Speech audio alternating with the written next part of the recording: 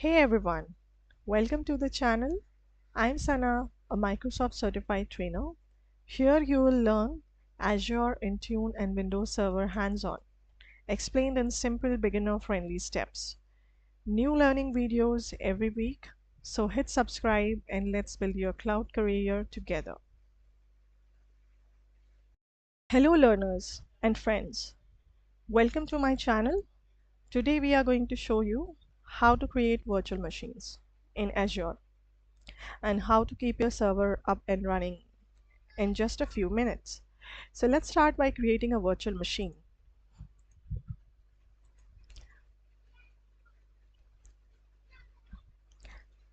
As you can see that you have to fill in all the details that are given over here, like all the tabs for creating a virtual machine. So we need to tell Microsoft what is the hardware requirement and what is the operating system going to be there on the machine. Right, so let's start with the very first one, the basics information, such as you have to select your subscription and the resource group, and you have to name it, you have to select the size of your machine, high availability. Right, so let's go one by one. So I'm going to select the subscription in which I'm going to provision the virtual machine and the resource group. So as you can see, the resource group that I have already created, RG, and the name of my virtual machine, let's say web server 2025. So we are going to install web server operating system Windows Server 2025 on this machine, and I'm just giving it the name likewise so that we can come to know that what is the purpose of the machine, like what is the function of that machine. If you're running a domain controller, you can just keep name as ADDS 2022 and the name of the operating system and the version along with that. So naming is a very important part, is the um, you can say it gives you the moment that look the resource, you should come to know for what purpose you're using the machine for, or any resource. Okay, so let's select availability zone. I'm going to select no infrastructure redundancy required as of now because we are just doing it for testing purpose. If you want to make your machine highly available in multiple data centers, you can select one of these high availability options depending upon your requirement. So we are not covering that part in this video. I will create a separate video for availability zones, virtual machine scale set, and availability set. So let's select that option, and I'm not going to make it highly available. So let's keep that option over here. No infrastructure redundancy required as of now. Security type, we can select like three options are there. Standard for the basic level of security, trusted launch virtual machine if you want a TPM support for it, secure boot and TPM support for highly you can say if you're running some business critical applications on your server, you can select the second option for that. Confidential virtual machine is going to give you hardware based execution environment, right? So you can say like more secure machine you can provision with this option. Okay, now you have to select, you can also configure the security features if you want, like enable secure boot. You can see as the enable secure boot and TPM is enabled. If you want integrity monitoring, uh, like for file um, monitoring inside the virtual machine, file changes, application changes, you can select the third option. So ARM64 is not supported for this image. We are going to skip that part, but so you can see that's grayed out. Mostly for some machines that is supported, only for some specific machines. If you want to run a virtual machine with spot discount, like for unused capacity in Azure at a very discounted rate, you can go for Azure spot discount.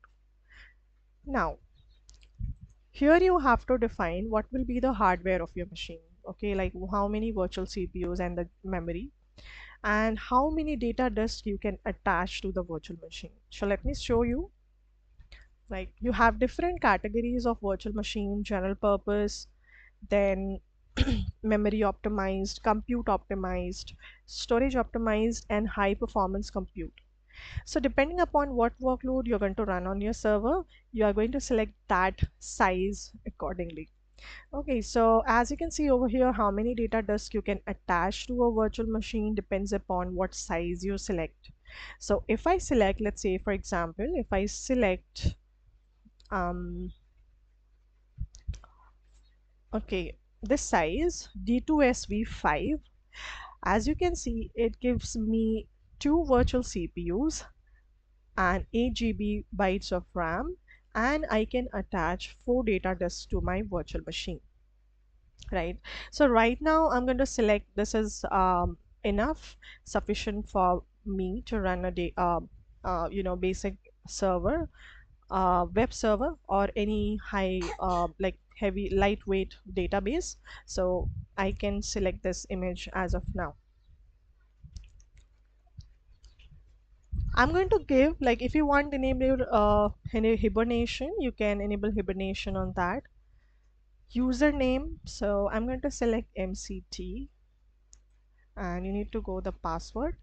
Make sure you remember the password because you will be logging in using this into your virtual machine. Now, here you have an option to which ports you want to keep open. Like for example, if you want to keep RDP or HTTP, HTTPS or SSH, mostly we are going to use SSH for Linux machines. If you want to make a remote connectivity to your virtual machine, you can make use of the last option, that is RDP. So you can connect using the public IP address or the remote desktop application on your client. If it's a web server, you need to make sure one of these options is enabled. Like for more security, you can enable HTTPS, port number 443. Okay. Now, licensing. If you already have a Windows Server operating system license or client operating system license, you can avail some discount by enabling this Azure hybrid benefit. Now here you can select what will be the OS disk type, your volumes of the operating system. You can select the type also, like you can select whether it is going to be a hard disk drive, a solid state drive, depending upon what kind of workloads you're going to run. Let's say for example this one, standard SSD, which is recommended best for web servers, likely use enterprise applications and dev test environments. So what kind of hard disk type will be best according to the environment? It's also giving you the details over there, right? Then delete with VM. Okay, you can enable this option if you want to deprovision your virtual machine. Deprovision your data disk should be deleted long when you delete it after you are done with testing.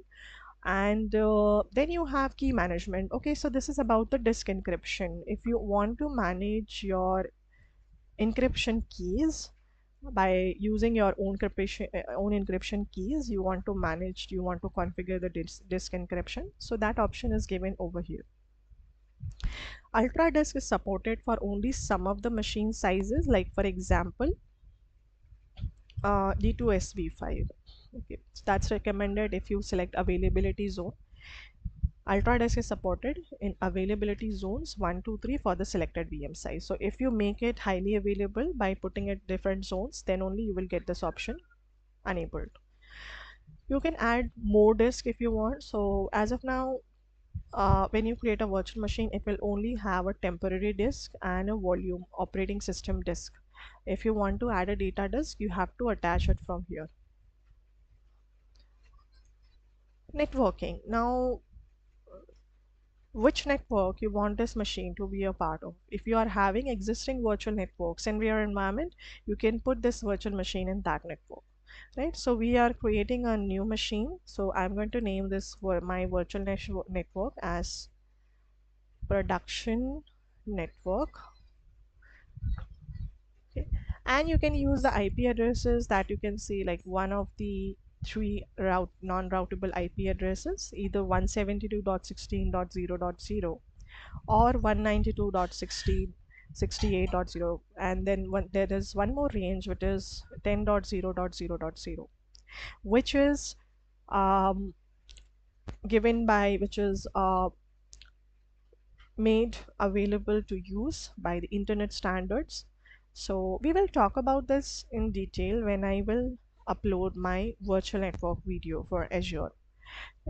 Then you can make sure that there is a subnets in your there will be always one subnet in your virtual network.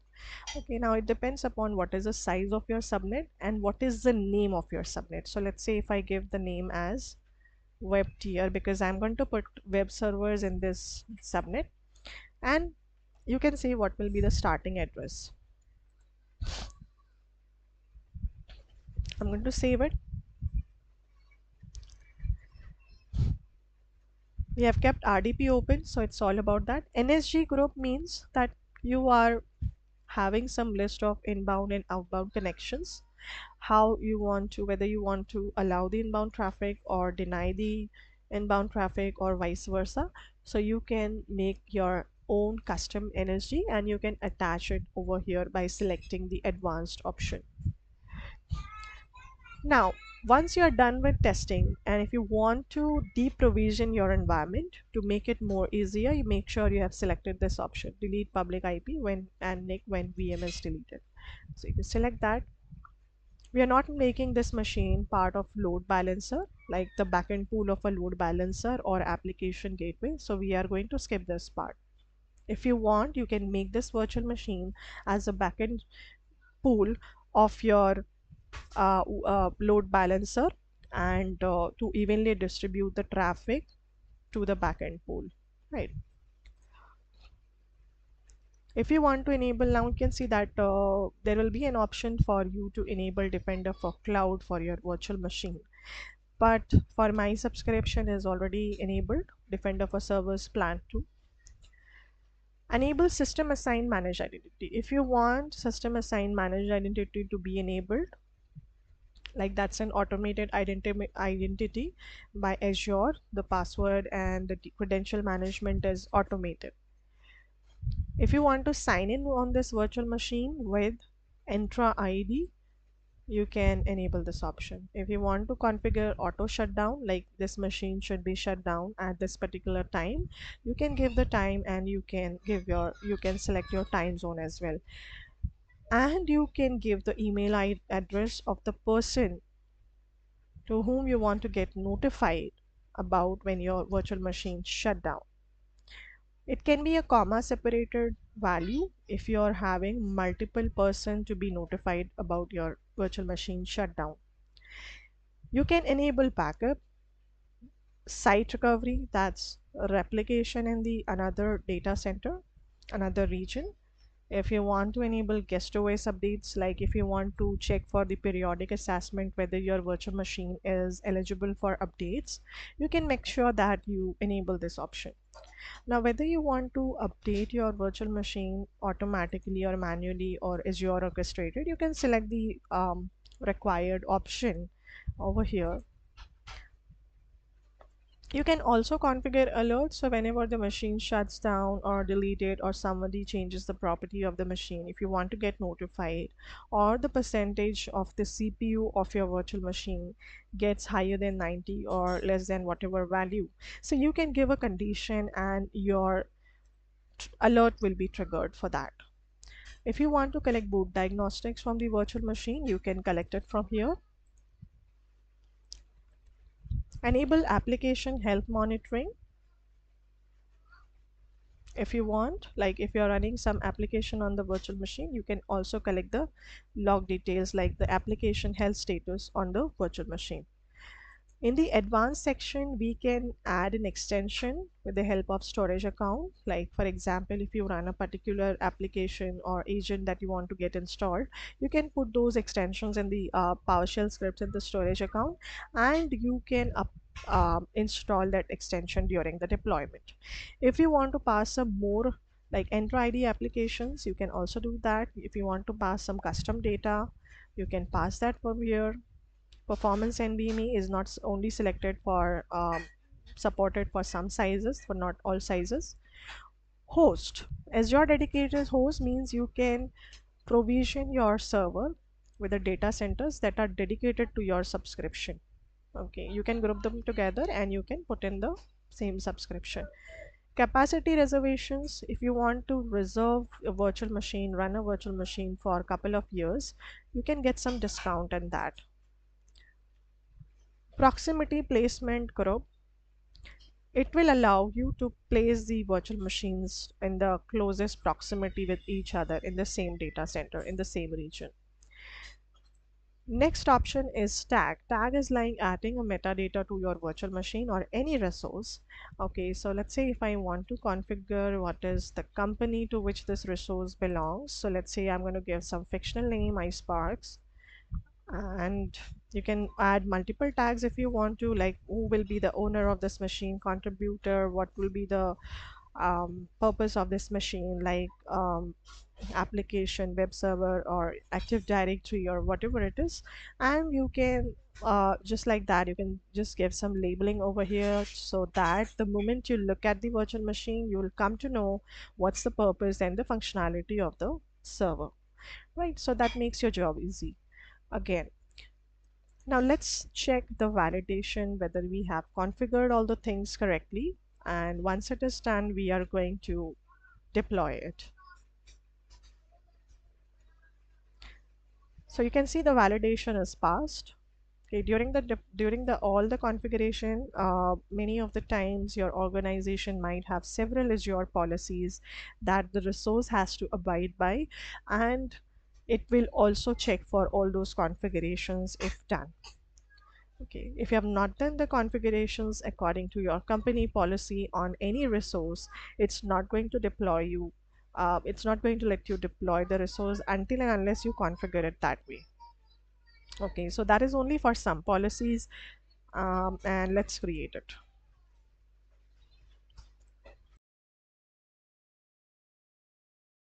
So can you see that? Like in just a few minutes, you can have your own server up and running. You can manage it, you can collect the monitoring logs, you can do all other stuff on this machine. You can collect logs and install, update your operating system, what services you want to run, what applications want you deploy.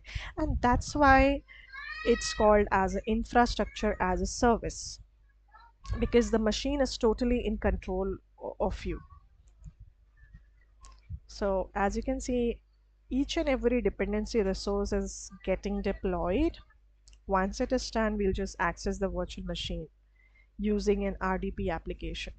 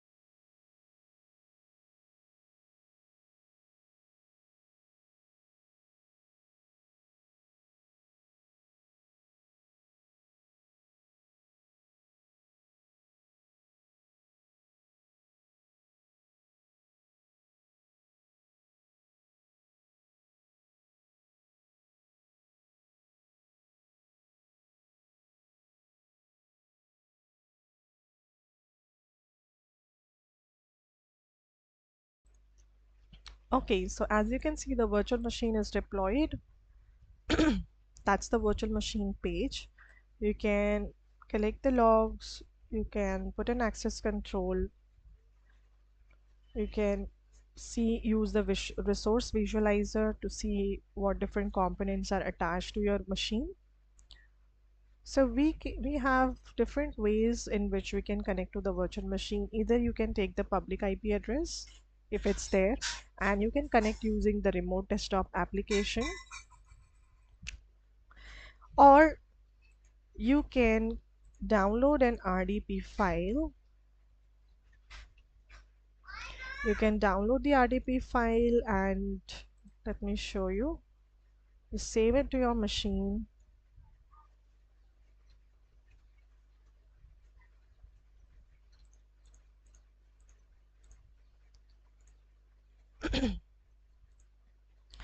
And once the download is completed, you can just open that RDP file and click on connect. Now you have to add your password that you have given while you have configured the machine, so, to log into the VM. Just like having your own physical laptop or desktop. Okay, now we are going to have a connectivity.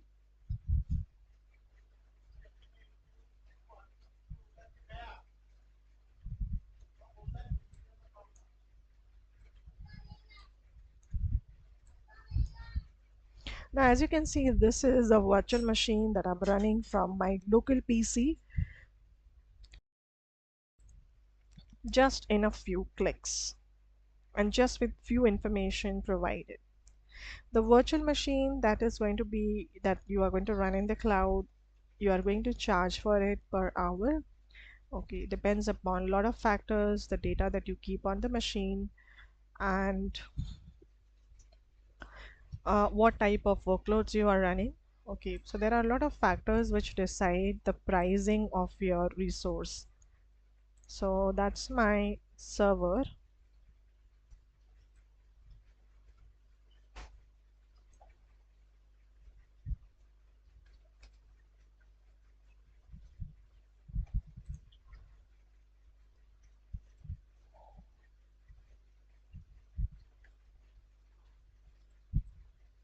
So you can add rules and features.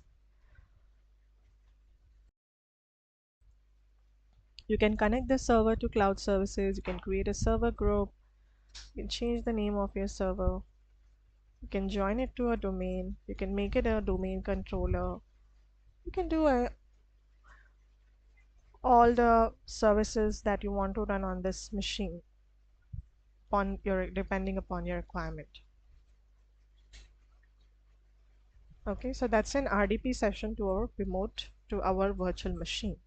You can also use Bastion to connect with your machine, but for Bastion you have to, this is a paid service again, you have to deploy a dedicated subnet in your virtual network and um, a Bastion host, and then you will be able to connect using the Bastion host. So I'm going to make another video for the demonstration of a Bastion host, so stay tuned with me. And do you like my video, or you can just give me the feedback on the way I try to make you all teach in the comment section. Stay tuned for more such videos on Azure and server administration. Thanks for watching. Have a good day.